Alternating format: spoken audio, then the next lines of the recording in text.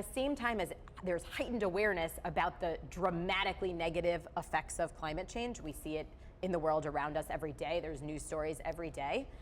At the same time as we're experiencing that, each of us, in a deeply personal way, we also are seeing from a business and market standpoint that blockchain technology is delivering a lot of the solutions to some of the historic challenges in this market. And so there's this really nice cohesion of a deeply felt challenge and solutions that finally seem viable. Hello and welcome to the Business of Blockchain. I'm Nisa Amoils. This special episode focused on a blockchain use case is sponsored by Bitdeer.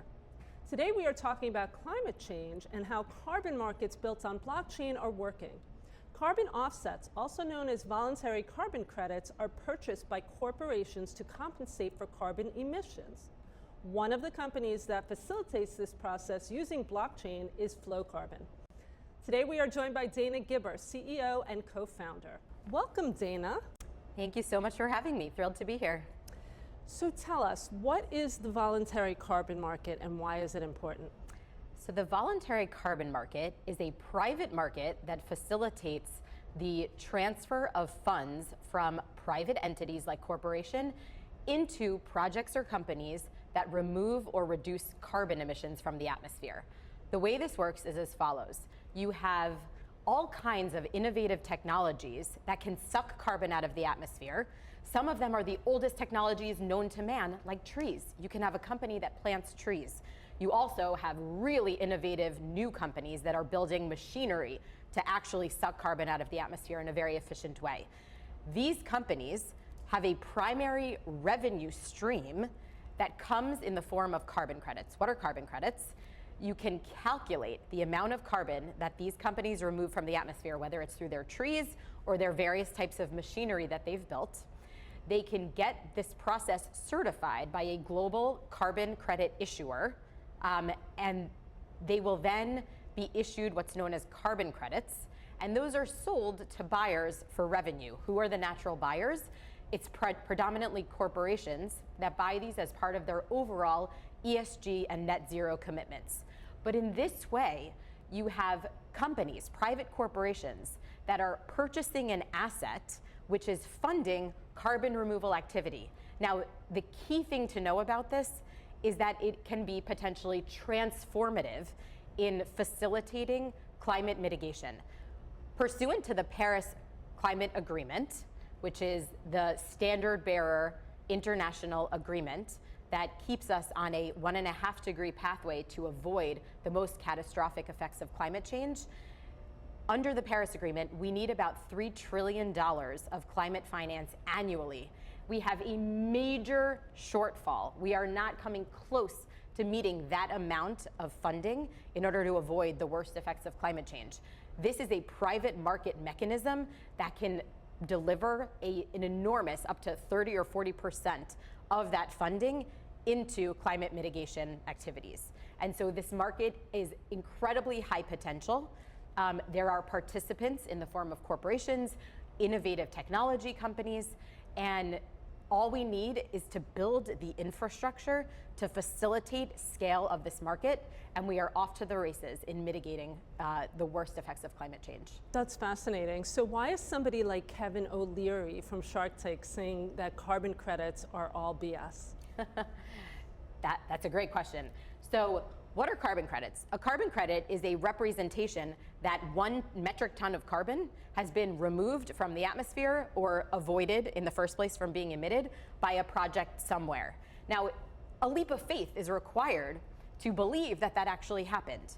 Historically, you needed really a vast leap of faith because the recording mechanisms for the activities that were generating the carbon credits were pursuant to PDFs, emails, Word documents. The market infrastructure for recording the activities that led to the generation of carbon credits was nascent. It was not built properly because this has been historically a small market.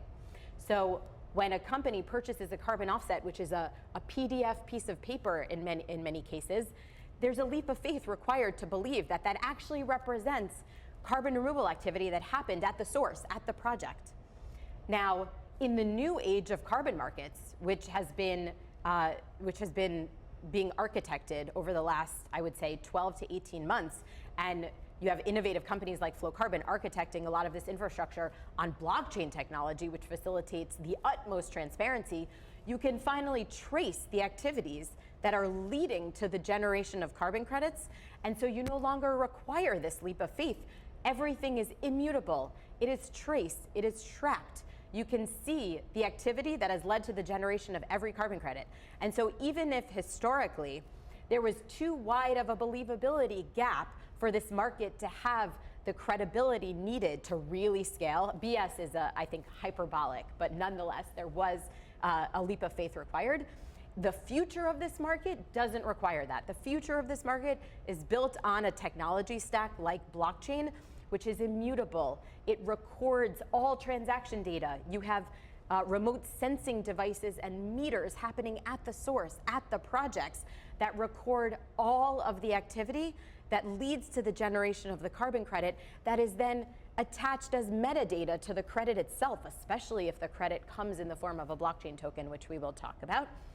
And so you no longer require any suspension of believability. That's what the future of this market looks like. Okay, so let's talk about the token. How does that work? Yes. So a token is a digital asset that could be traded freely. That's what a token is.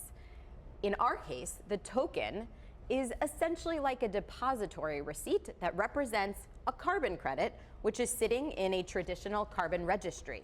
But once you tokenize it, you imbue the token with all of the functionality of a carbon credit. So what is the functionality typically attributed to a carbon credit? It can be purchased by a corporation, and then it is retired. Once it is retired, that is how you consume this commodity. And that is when you can claim the environmental benefit of having supported the carbon removal activity that led to the carbon credit being generated. So if you have a direct air capture facility that removes a ton of carbon from the atmosphere and has a credit issued against that ton that it removed, the credit can be purchased by a corporation and then retired, and then that's when the corporation can claim that it actually supported that direct air capture facility. That's how the market works. When you tokenize the carbon credit, you do a number of transformative things. The first is you open access to that carbon credit to the entire universe of buyer sets. How does purchasing carbon credits work right now? It's done almost 85% over the counter through a small network of intermediaries who facilitate bilateral transactions between the universe of large corporate buyers and the projects. But what that means is we have no transparency around how much carbon credits cost. And so even though this should function like a commodity where you can build secondary liquid markets around it, it doesn't. You have carbon credits trading at all kinds of different price points that nobody knows. There's no sunlight on this. These are bilateral transactions which require a tremendous amount of individual diligence at the project level. And you have no access for small buyers, for even mid-sized buyers, because the transaction costs are so high. So you have corporations, the large ones that can put a lot of money towards working with intermediaries to buy in large batches. What happens when you tokenize the carbon credits is that each one becomes a unit that can be bought and sold by anyone. And so you have democratized access to this market, which expands the universe of buyers, which is great because, as I mentioned earlier, this is a market that can deliver up to 30% or more of the $3 trillion annually that we need to prevent catastrophic climate change. So all of a sudden, you expand the universe to anybody who has a blockchain wallet. They can go on an exchange and they can buy 1 carbon credit or 5 carbon credits instead of the large volumes. They can do it on their phone instead of needing to contact some broker or intermediary. And they can do it at a transparent price. You, me, and large corporates are all paying the same price because we're accessing the same asset on the same platform. So you've introduced price transparency, you've introduced democratized access, and you've introduced liquidity. You've expanded the demand side of the market. then the buyer can retire it and claim the environmental benefit. So all of a sudden, you can be supporting these projects, I can be supporting these projects. Everybody can be transformed into a buyer of carbon So everybody, retail, corporations can get involved in climate change now. Exactly. Small businesses, mid-sized corporates, and this is really exciting. What is a token? It is a line of code. So even though it represents, it's irrevocably tied back to an actual carbon credit that's sitting in a registry, it's a line of code, and so it can be embedded into all kinds of developer applications. And so we have an ecosystem of developer partners, meaning engineering partners, who are coding carbon credits into loyalty rewards programs, into point of sale offsetting, so that every good that's purchased can be tied back to a portion of a carbon credit that's retired. You have all kinds of applications that are embedding carbon credits and offsetting into their applications in a way that's seamless and thus scalable. That's what you need for scale. So this is super exciting. Do you I think so. anticipate that in the next year, more and more people will learn about this and adopt it? Like, what are your goals for the next year? 100%. So the carbon markets as a concept are taking off in a very big way. Awareness about and exposure to carbon markets has been rapidly increasing. There's been a lot of attention paid to these markets precisely because of their promise and also because of the challenges that historically have seemed intractable, but now companies like ours are coming up with solutions to finally address these challenges, to provide access, transparency, liquidity, ease of transacting. And so the promise of these markets is finally within sight. And so at the same time as there's heightened awareness about the dramatically negative effects of climate change, we see it in the world around us every day, there's news stories every day. At the same time as we're experiencing that, each of us, in a deeply personal way, we also are seeing from a business and market standpoint that blockchain technology is delivering a lot of the solutions to some of the historic challenges in this market. And so there's this really nice cohesion of a deeply felt challenge and solutions that finally seem viable. So we have this photo of you and your co-founder. Why don't you tell us a little bit why you started Flowcarbon and how this happened? Absolutely. So my co-founder is my sister, Caroline. We're two of the co-founders of Flowcarbon. I'm the CEO, she's our COO. We were involved in an environmental project in South America a couple of years ago. It was a very large-scale project run by a number of local and environmental NGOs. And to make a sort of long soap opera story condensed, what happened was there was a funding gap, meaning the philanthropy dollars that had been collected to buy and preserve this massive ecosystem that was essential not only because it was some of the oldest growth rainforests in the world, but because it was a habitat for a number of endangered species. The funding that had been collected ultimately was insufficient because a private landowner jacked up the price at the last minute.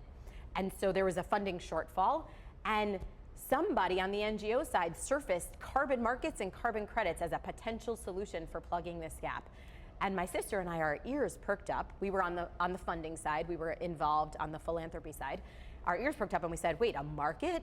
A market mechanism? What are you talking about? We thought that all you could do was conserve old growth rainforest or support climate mitigation activity through philanthropy, which is why it's not scaling.